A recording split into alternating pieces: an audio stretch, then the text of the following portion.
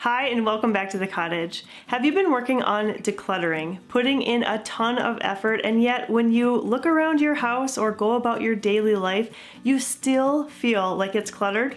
Maybe you can't quite pinpoint the reason why this is so.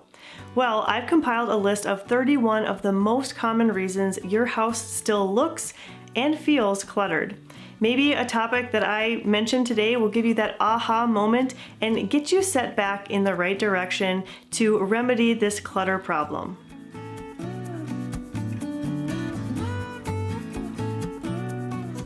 I've got a long list to go through, and so each topic I'm only going to talk about for a short amount of time, more like bullet points. But if you have further questions or need a little bit more of an explanation, feel free to comment down below and I'd be happy to chat with you there. All right, let's jump right in. The first reason is probably the most obvious, and that is you still have more to declutter. You still have too many items in your home. Maybe you've gone through and decluttered some of those obvious things. If you're questioning at all if you've decluttered enough, it means that you haven't. It's as simple as that, because if you still have that uncomfortable, full feeling in your home, it means you need to declutter even further. Colors that aren't cohesive or balanced.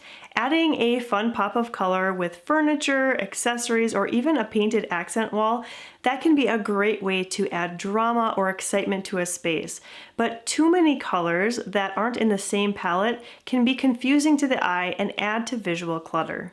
Leaving things out for convenience sake. The culprits here are likely things that you use regularly, you grab for them often, you wouldn't even consider them clutter.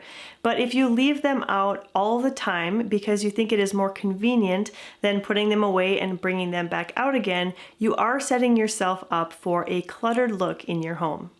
Not having a dedicated drop zone can also add clutter to your home. Simply put, things are instead going to be dropped pretty much anywhere and everywhere. Reserve a small space, preferably by a door, where you can have an organized bin for mail, keys, purses, and wallets. Maybe you have too many spots to set things. Coffee tables, end tables, nightstands. These horizontal surfaces, although small, tend to be clutter magnets. If you set something down on it, it's just going to invite more clutter to join along. The wrong size furniture, either too small or too large and bulky, can add to feelings of clutter frustration in your home, as will awkward furniture arrangements.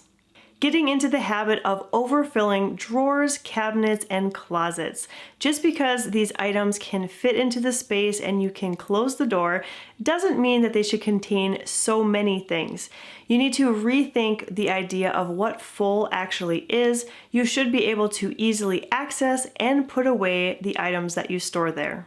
Some other very practical and useful items that can begin to visually clutter our homes include things like shoes, coats, and backpacks. We can't eliminate them completely, but we can remedy the situation by utilizing hooks, baskets, and racks.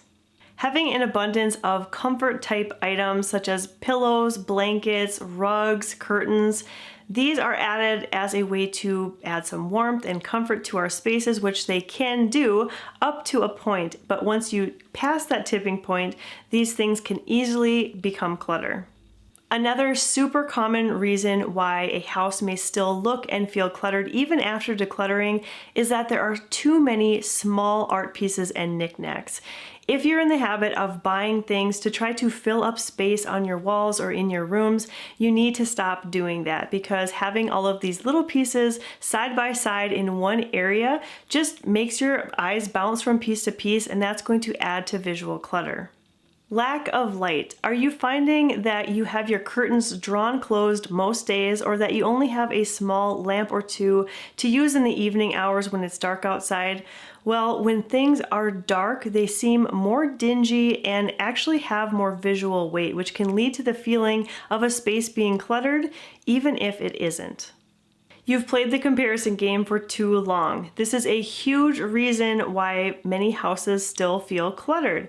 Because if you are easily influenced to buy things just because someone else has them, you are going to accumulate items that you don't really care for. And when you look around, you're going to see that clutter. Large clusters of towels. Now, this one is tricky because towels are a necessary item, at least to most of us, but they can also visually fill up a space, especially a small room like a bathroom. And so you need to consider your actual needs for your towels and see if maybe you can minimize them. Too many patterns or textures in a space. Again, this is just really difficult for the mind to process, and we'll have our eyes bouncing from place to place, trying to make sense of it. Your house may still look cluttered if you are using your fridge as the command center and the face of it is covered with magnets holding up calendars, reminder notes, or bills that need to be paid. Having a lot of random small items on top of a dresser or desk can add to that visual clutter. An easy solution to this is to group these items together and place them on top of a tray or in a basket to make them read visually as one item instead of many. Your house may continue to look cluttered if you have a difficult time saying no to free stuff. Free shampoo and soap at the hotel, free t-shirts at any event that you participate in, or free things that you find on the side of the road. If you keep bringing these free things in, it's going to add to that clutter and be difficult to overcome. Leaving dirty dishes on the countertop is a surefire way to make your kitchen look and feel more cluttered. And so if you're not the type of person that wants to be continually doing dishes throughout the day, I know that is not my preference, then you may want to put your dishes into your dishwasher or your sink as a holding spot, or even consider a bin underneath the kitchen sink where you can place those dishes until you're ready to tackle the job. Another reason your house may still look cluttered is if you tried to begin organizing before you were fully finished with decluttering. And if this happens, you will end up with a lot of bins and containers, and really all that you will have done is move the clutter from one location to a central location in a bin, and actually visually that's going to stand out even more. Things that you leave on your counters that have labels may also be adding to the visual clutter in your home. If you think about it, any product on the store shelf is going to have something to try to catch your eye, whether that's a bright color or flashy lettering on the label, and this works great at the store, but it's probably not the look you're going for in your home.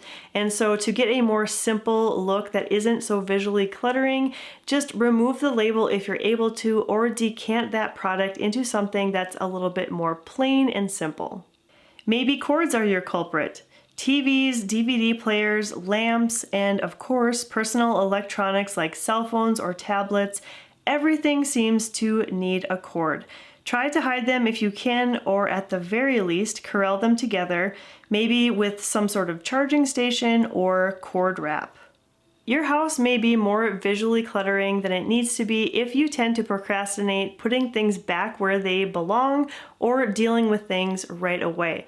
Now, I could think of a lot of examples for this, but the one that comes to mind first is laundry. The clothes may be clean, they may be folded, but if they're sitting there in a large laundry basket, you will be sure to notice.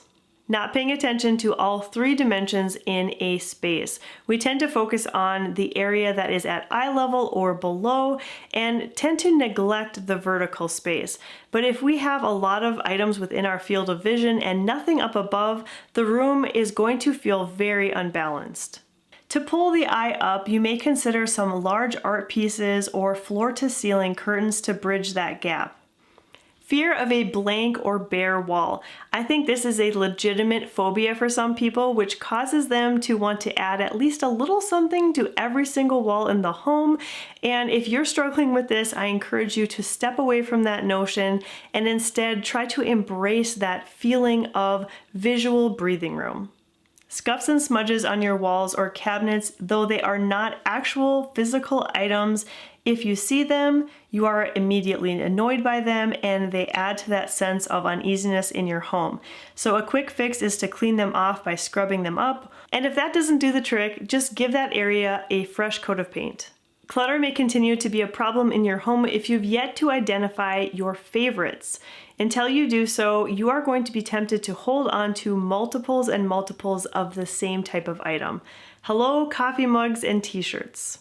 The clutter that you see and experience in your house may simply be a reflection of the busy life that you have. Maybe you have done an amazing job decluttering, you've laid some groundwork with some great systems for how to keep the clutter under control, but when life gets busy, those systems tend to fall apart. So you might want to just take a little time to revisit those systems, make sure that they are ultra simple and that all household members are on board and willing to participate in them. This can help to keep the clutter away even when the season is very busy. Too many words on decor pieces. There is a trend right now to display signs that have a favorite Bible verse or quotation, and I think these are actually quite stylish. I have a couple of them myself, but if you have too many of them, you are going to have a lot of visual clutter in your home because your brain tries to subconsciously read them. Random things placed on top of the fridge. Most homes have that awkward space in between the top of the fridge and the bottom of the upper cabinet, and it seems to be the perfect spot for miscellaneous items to live. If you have this issue, it can look really junky, and so either stop storing things up there or get some sort of basket that can hide the clutter. You may be faced with more clutter if you're the type of person who enjoys trying out a lot of new products often, such as cleaning supplies, toiletries, maybe car care supplies, and there's no problem scoping out these new products and trying some things to try to find the thing that works the best for you, but you also need to recognize that there is no possible way that you could store everything that you're bringing in, and so if they don't work for you, you need to be willing to let them go right away. And the last reason I want to point out why your house may still look and feel cluttered is because you have continued to see it from the same perspective day in and day out. Sometimes the best way to put a finger on what is bothering you is to actually take that little step back and think about it from a different angle. I have no doubts that if you take some video or pictures of your space and then carefully observe them from the outside looking in instead of being in the space, you're going to notice something that you didn't before. And maybe it's something super simple that is easy to remedy. Here's a recap of the bullet points that I touched on. Feel free to pause the video and take a screenshot of this information. Then do an audit of your house and see if you can identify one or more of these common culprits. Again, I'd be more than happy to talk through some ideas of ways to fix these clutter issues that you're having down in the comment section below. Thank you so much for watching today's video, and I hope that you'll stop by the cottage again really soon.